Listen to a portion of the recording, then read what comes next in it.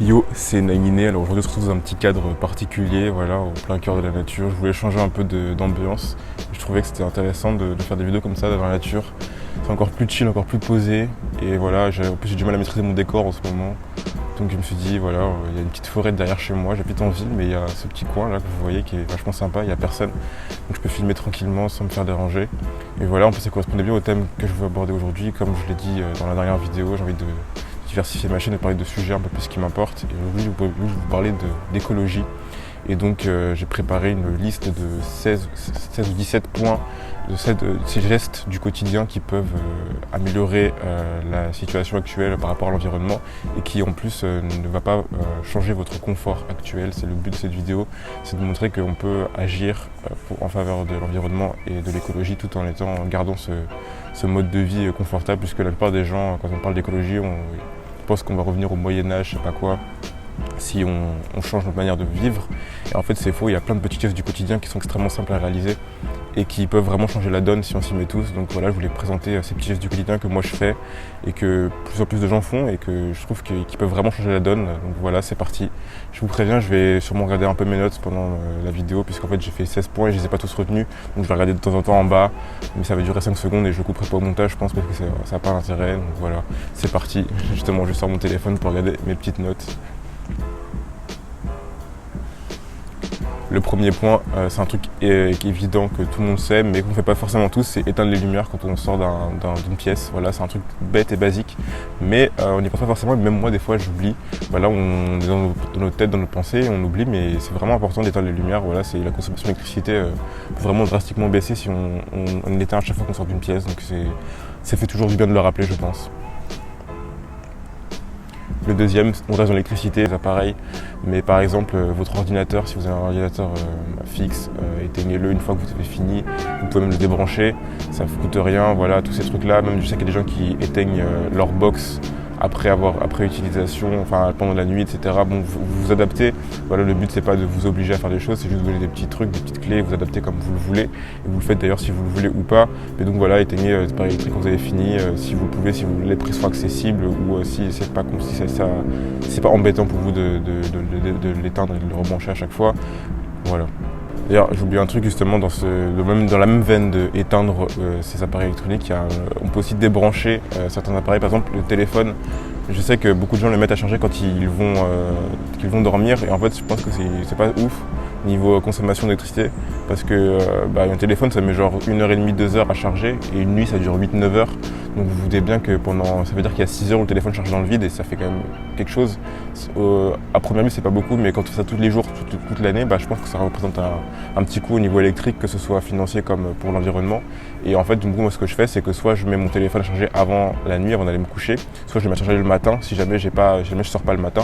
Et comme ça, du coup, je peux l'éteindre dès qu'il a fini. Et pareil, ce que vous pouvez faire, c'est éviter de laisser la prise branchée, parce que ça continue à consommer alors que le téléphone n'est pas branché, donc c'est bête de gaspiller l'électricité comme ça. Voilà, c'est les petits tips comme ça qui peuvent changer la donne et que moi je fais.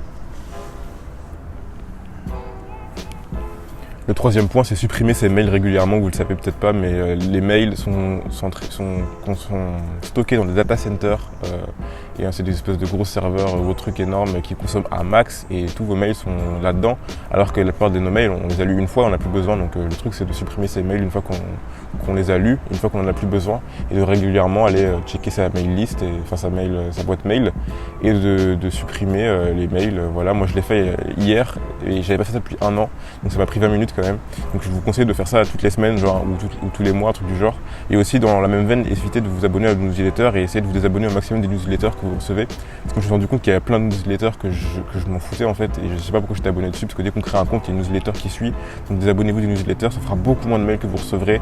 Donc l'environnement vous dira merci, et même vous direz merci à vous-même, parce que vous aurez beaucoup moins de choses à supprimer. Et puis même c'est pas agréable de recevoir des mails qui servent à rien et qu'on ne veut pas voir.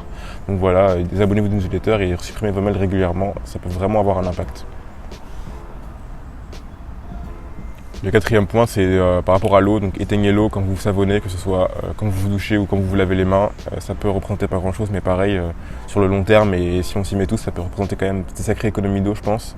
Et vous n'avez pas besoin de laisser couler l'eau pendant que vous vous savonnez ou que voilà. Donc ça vous coûte rien si vous voulez. Le seul truc relou, c'est si comme moi vous avez un bouton d'eau chaude, un bouton d'eau froide, parce qu'à chaque fois tu mets 3 heures à ajuster. Ça, je peux comprendre que vous n'avez pas envie, mais si vous avez un truc où vous réglez simplement comme ça, bah vous coupez juste l'eau et ça sera toujours la même température. Donc clairement, ça vous coûte rien. Voilà. Le cinquième, c'est le classique, c'est le classico, celui que tout le monde connaît, c'est le tri sélectif, jeter ses déchets dans les poubelles recyclées, etc. Tout le monde le connaît, tout le monde le sait, mais ça fait toujours du bien de le rappeler, je pense. Et voilà, on peut oublier de temps en temps, donc pareil, je le rappelle dans cette vidéo. Le sixième, pareil, c'est un classique aussi qu'on connaît tous, mais ça, pour le coup, je suis pas sûr que tout le monde le fasse vraiment. C'est manger local et manger de saison. Voilà, c'est un truc bête, mais déjà, en général, c'est moins cher parce que ça vient de moins loin. Ça fait vivre des petits producteurs plutôt que des grosses multinationales, donc c'est mieux. Parce qu'on se plaint toujours que ouais, l'écologie, on peut rien faire à cause des lobbies. Bah justement, si vous voulez pas engraisser les lobbies, bah achetez local, ça sera déjà mieux. Et puis, pareil, de saison, parce que vous n'allez pas importer des fruits de je ne sais pas quel pays. Et bien en soi, en France, on a la chance d'avoir un climat tempéré, d'avoir des fruits et légumes après toutes les saisons. Donc je pense que c'est bête de ne pas en profiter. Après évidemment, il y a certains fruits et légumes qui viennent d'autres pays, qu'on aime tous, genre les bananes, les mangues. Un petit plaisir de temps en temps, ça fait pas de mal, mais évitez quand même ce genre de trucs. Faites-le assez rarement. Et puis voilà, achetez le maximum de saison et local. Ce sera meilleur pour votre santé, ce sera meilleur pour votre porte-monnaie, ce sera meilleur pour l'environnement. Donc c'est tout bénef, je pense. Dans la même veine que la nourriture, enfin que ce que je viens de dire juste avant, il y a acheter en vrac. Je ne sais peut-être pas ce que c'est, mais en gros il y a des espèces de certains magasins, notamment les magasins bio, proposent des grosses boîtes où vous mettez votre bouffe, que ce soit des fruits et légumes, des pâtes, du riz, des graines, ce que vous voulez. Et du coup ça fait pas d'emballage plastique parce que c'est dans des sacs en papier. Et puis c'est pour acheter la quantité que vous voulez. Si vous voulez pas beaucoup, vous vivez tout seul, ou si vous voulez au contraire pour une énorme famille, pareil, voilà, donc ça fait des économies de plastique. En général, je pense que c'est pas forcément plus cher. Parce que souvent on pense qu'acheter du bio dans les magasins bio, etc., c'est plus cher. Pour le coup, le vrac, à mon avis, c'est moins cher. Et personnellement, moi je vis dans une famille où on n'a pas forcément énormément de revenus. Et on s'est mis à manger bio et plus sain et genre le truc. Et nos dépenses pour la bouffe n'ont pas vraiment augmenté, je crois. Donc en fait c'est un peu une illusion. Si on s'y prend bien, manger bio ça coûte pas forcément plus cher et c'est meilleur pour votre santé et meilleur pour l'environnement. Et voilà, le vrac c'est vraiment facile d'accès. Si vous vivez dans une grande ville, il y a plein de magasins qui en proposent, je pense. Donc voilà, c'est un petit tips comme ça qui peut être sympa. Un autre truc, cette fois, c'est jeter ses déchets quand on est dehors. Ça peut paraître débile dit comme ça, mais il y a plein de gens qui le font pas parce que si vous vivez dans une grande ville, vous pouvez voir qu'il y a énormément de déchets, mégots de cigarettes, sacs en plastique, emballages, etc. Et en fait, il y a des poubelles tous les 100 mètres dans les grandes villes. Moi, j'habite à Lyon et il y a des poubelles partout. Et pourtant, on voit toujours des déchets qui traînent par terre, donc c'est vraiment désolant. Et non seulement c'est moche et c'est dégueulasse, et en plus, bah, c'est pas ouf pour l'environnement parce que vous savez peut-être, mais le plastique, ça met je sais pas combien de milliers d'années à se faire évacuer par la terre, enfin, je sais pas comment dire, mais bref, vous avez compris. Voilà, une fois j'étais dans la rue, voilà, j'étais là genre, et ici, à 2 mètres, il y avait une poubelle, il y avait un emballage par terre. Quand je me dis, il y a des mecs qui passent devant une poubelle et ils jettent pas quoi. Donc voilà, je pense que si vous êtes quelqu'un de minimum intelligent et intègre, vous jetez vos papiers dans les poubelles, mais je préfère le dire quand même. Peut-être qu'il y a des gens qui ont la flemme et en fait ils savent pas que 10 mètres plus loin il y a une poubelle, donc gardez vos emballages quand vous êtes dehors, parce que si vous êtes en ville, il y a vraiment des poubelles partout quoi. C'est vraiment bête de jeter ça par terre, je trouve. En neuf, on va passer un peu à Internet. Moi, ce que je fais, c'est que j'utilise des moteurs de recherche écolo. Moi, j'utilise Ecosia. Je sais qu'il y a aussi Lilo qui fait des trucs avec de l'eau. Je sais plus ce que c'est. Moi, c'est Ecosia que j'utilise. Donc, en fait, Ecosia, dès que vous faites une recherche, ça plante un arbre. Et donc, c'est plutôt cool. Voilà. Moi, ça fait genre 3-4 ans que je l'utilise. Donc, je dois avoir une forêt, moi, tout seul. Et c'est mieux que... je pense qu'il y a moins de pistage et de trucs sur les données personnelles que Google. Et puis, Internet, ça pollue, on le sait tous. Mais quitte à polluer, autant faire une contrepartie derrière, donc planter un arbre, parce que comme ça, le CO2 que vous relâchez en faisant une recherche, il est capté par l'arbre, voilà, cycle de la vie. Donc voilà, et privilégier ce genre de moteurs de recherche, parce que les recherches sont quasiment les mêmes sur Google comme sur Ecosia, vous trouvez les mêmes choses quasiment.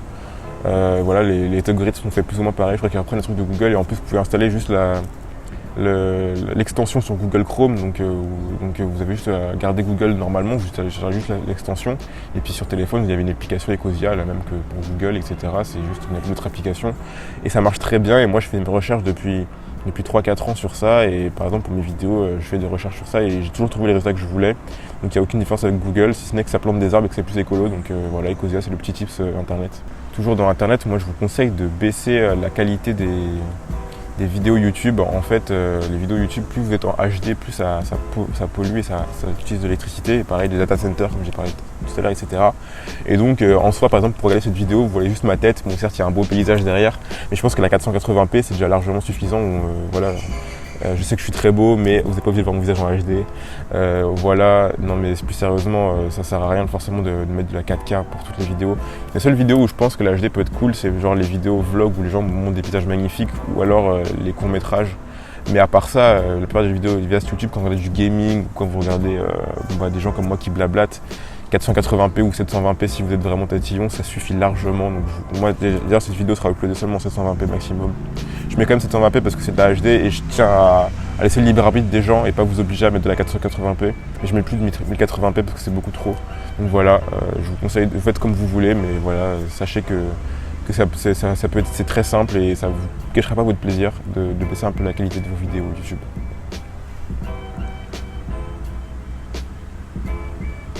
Alors, le 11e point, c'est un peu comme le truc du vrac, c'est d'essayer de privilégier les emballages en carton et en papier plutôt que les emballages en plastique, parce que vous savez, en ce moment, le plastique, c'est une vraie catastrophe. Il y en a plein dans les océans, il y a des villes où il y a plein de plastique partout, c'est dégueulasse. Voilà, même à Lyon, voilà, comme je vous dis, par terre, il y a plein d'emballages. Donc, essayez de privilégier le papier et le carton, parce que déjà, c'est biodégradable, ça se dégrade beaucoup plus vite dans la nature et ça va beaucoup plus vite par la nature. Et puis en plus, c'est beaucoup plus facile de planter. Je pense que ça pollue beaucoup moins de créer des... Après, c'est sûr que la déforestation, c'est pas ouf. Mais essayez de regarder d'où vient le papier et s'il est replanté, etc. Mais dans tous les cas, acheter des emballages en papier, c'est beaucoup mieux parce que je pense que vous avez déjà vu, il y a des paquets de gâteaux où genre, t'as un emballage en plastique, dans un espèce de cadre en plastique, avec dedans des gâteaux qui sont emballés dans un truc en plastique, donc ça fait triple plastique, Inception. Et c'est horrible pour la nature, c'est une catastrophe pour l'environnement. Autant de plastique sur un seul truc, et voilà, au pire privilégier juste un emballage en plastique, mais juste qui emballe tout, quoi. Donc voilà, essayez de faire gaffe au plastique et de ne pas acheter trop de plastique parce que c'est vraiment une catastrophe environnementale en ce moment et ça sert à rien et on peut éviter le plastique, je pense, beaucoup. J'ai dit plein de fois le mot plastique en l'espace de 30 secondes. Ça c'est un truc un peu bête, utiliser l'ascenseur ou l'escalier à l'eau de l'ascenseur, petit lapsus. Bon évidemment si vous êtes au 7e étage, prenez l'ascenseur, mais si vous êtes au 1er ou au 2e et que vous n'êtes pas une vieille dame. Et grâce au double rail, Stana vous assure une stabilité maximale. Je pense que vous pouvez prendre l'escalier, ça ne vous fera pas de mal niveau santé, ça vous maintiendra en forme. Et en plus, l'environnement vous dira merci, il y a des insectes qui m'embêtent, c'est relou. Vive la nature. Non, vive la nature quand même. Et donc voilà, prenez les escaliers si vous le pouvez, c'est mieux. Ça vous fera un peu faire un peu de sport, c'est toujours cool. Et puis ça n'utilisera pas d'électricité parce qu'au final, un ascenseur, on se dit c'est rien. On n'y pense pas comme ça, mais tous les jours prendre l'ascenseur, je pense que ça va représenter un certain coût énergétique. Donc si vous n'habitez pas trop haut et que vous n'avez pas un problème physique particulier, prenez les escaliers. 13e point, on arrive à la fin, favoriser le train. Vous le connaissez la chanson, mais voilà, évitez de prendre la voiture ou l'avion si vous pouvez favoriser le train pour vos déplacements longs. Alors évidemment, si vous voulez aller au Japon, comme moi j'aimerais beaucoup y aller un jour, je ne vais pas vous dire de prendre le train pour aller au Japon, ce serait stupide, mais si vous par exemple vous faites Paris-Lyon en avion, bah, c'est ridicule, il y a un TGV qui fait de Paris-Lyon en 2 heures, ça pollue beaucoup moins. Je ne suis pas sûr que le coût soit beaucoup plus élevé en plus en TGV, je pense même que l'avion doit être plus cher. Et puis en plus l'avion, voilà, vous devez arriver 2 heures avant le départ, etc. Bon, bref, si vous faites des trajets courts, ou par exemple si vous allez en Europe pas trop loin, par exemple si vous essayez d'aller dans le nord de l'Italie, que vous habitez en France ou en Belgique, ou par exemple pareil la frontière allemande, bah, prenez le train parce que ça sert à rien de prendre l'avion pour ça. Il y a des trains qui font les liaisons, de pire vous avez peut-être un changement, mais l'environnement vous dira merci. Et puis en plus je pense que le train c'est quand même sympa de voir les paysages défiler, etc. Voilà, et puis dans la même veine, si vous habitez en ville, prenez les transports en commun plutôt que votre voiture, c'est toujours plus cool. Si vous n'habitez pas en ville, évidemment, il n'y a pas trop de transports en commun, donc je ne peux pas vous dire de faire ça. Mais si vous habitez en ville, il y a plein de transports en commun. Bon, à Lyon, c'est pas ouf, je trouve, parce qu'il y a des fois des transports qui sont un peu mal faits. Par exemple, ma grand-mère habite à 20 minutes de chez moi en voiture. J'ai pas de voiture, donc de toute façon, le problème est réglé, mais en bus, ça met 1 heure. Donc voilà, des fois les villes ne font pas d'efforts aussi. Mais si vous pouvez vraiment favoriser les transports en commun et favoriser le train au maximum. Après évidemment si vous allez aux États-Unis ou au Japon ou je ne sais pas où, ou en Australie, bon je ne vais pas dire de prendre le train, il n'y a pas encore de train qui passe sous la mer à part l'Eurostar, mais voilà. 14e point, garder son matériel numérique le plus longtemps possible. Voilà, un téléphone, ça prend énormément de matières rares et premières et ça pollue énormément. Et en plus, voilà, pour ce petit bout de métal, il y a peut-être des enfants qui sont morts dans des mines en Afrique. Donc je pense que pour un minimum de respect, ce serait de garder son téléphone le plus longtemps possible et d'éviter d'acheter des iPhones dès qu'il y en a un nouveau qui sort. Je me doute bien que c'est pas le cas de tout le monde, mais ça existe et vous voyez toutes ces images à chaque fois qu'il y a un iPhone qui sort de gens il y a des bruits bizarres, des gens qui font la queue pour acheter des iPhones, etc. Donc évitez d'acheter des téléphones tout le temps. Pareil pour vos ordinateurs. Voilà, un ordinateur ça peut se garder plus de 5 ans je pense. Donc gardez et faites durer vos appareils numériques le plus longtemps possible pour la nature et pour les gens qui bossent pour comme des malades qui meurent même des fois pour ces appareils. Je pense que c'est le minimum des choses. Je crois qu'on va arriver au dernier point. Voilà, le 15e point. C'est d'acheter une gourde en métal ou d'acheter des gourdes en plastique. Voilà, si vous vous trimballez dehors, c'est toujours dans la même veine d'éviter d'utiliser du plastique à mort. Le métal, ça se garde super longtemps. Ça, en plus, c'est pas mauvais. Le plastique, ça va rejeter des trucs dans votre eau, des produits un peu toxiques qu'il y a dans le plastique. Donc en plus, pour votre santé, c'est pas ouf. Et puis, ça vous coûtera pas plus cher d'acheter une gourde en métal. Vous la garderez plus longtemps. C'est plus beau en plus, je trouve. Ça, vous voyez pas votre eau dans le truc. Et en plus, c'est mieux pour votre santé. Donc voilà, évitez acheter une gourde en... Ouais. Cette gourde, pourquoi cette gourde? La gourde, pour réduire l'utilisation du plastique. En métal. Je pense que j'ai fini pour cette vidéo. J'ai présenté 15 ou 16 points voilà, écolo qui permettraient de changer votre vie et la vie des autres tout en gardant votre confort. Le but, c'est pas de vous dire que être écolo c'est génial, être pas écolo c'est mal. Voilà, je pense que l'essentiel dans la vie c'est de faire ce qu'on fait en conscience, de savoir ce qu'on fait et l'impact que ça peut avoir sur nous comme sur les autres. Donc je vous oblige à rien. De toute façon, je peux pas vous obliger en soi. Je n'ai pas le pouvoir de faire ça. Mais voilà, c'est des petits gestes simples. Vous l'avez vu Donc je vous invite vraiment à les faire au moins quelques-uns. Ça peut vraiment changer la donne.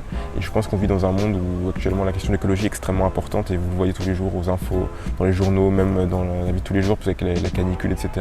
Le changement climatique est de plus en plus présent. Donc je pense que c'est vraiment important de faire attention à l'environnement. Donc voilà, c'est des petits gestes simples qui ne vous changeront pas votre vie, qui ne vont pas vous handicaper dans votre vie, mais qui vont pouvoir changer votre vie et la vie des autres. Et c'est très simple, et en plus certains sont meilleurs pour votre santé. Donc je vous invite vraiment à les faire et voilà, c'est pas une obligation, mais c'est une forte invitation. Bref, merci d'avoir regardé cette vidéo, elle est un peu longue et c'est un sujet qui est important, donc ça me fait vraiment plaisir pour tous ceux qui ont regardé cette vidéo, c'est vraiment cool. Merci vraiment beaucoup d'avoir regardé cette vidéo, en plus ça change de ce que je fais. Comme je l'ai dit, mes vidéos vont drastiquement changer dans ces prochains temps. Donc voilà, merci d'avoir regardé cette vidéo, c'est extrêmement sympa. C'était Naguiné, on se dit à pour une prochaine vidéo, salut. Et juste pour le kiff, je vais vous montrer un peu l'environnement où je suis. Voilà, c'est derrière chez moi à Caluire, donc banlieue lyonnaise.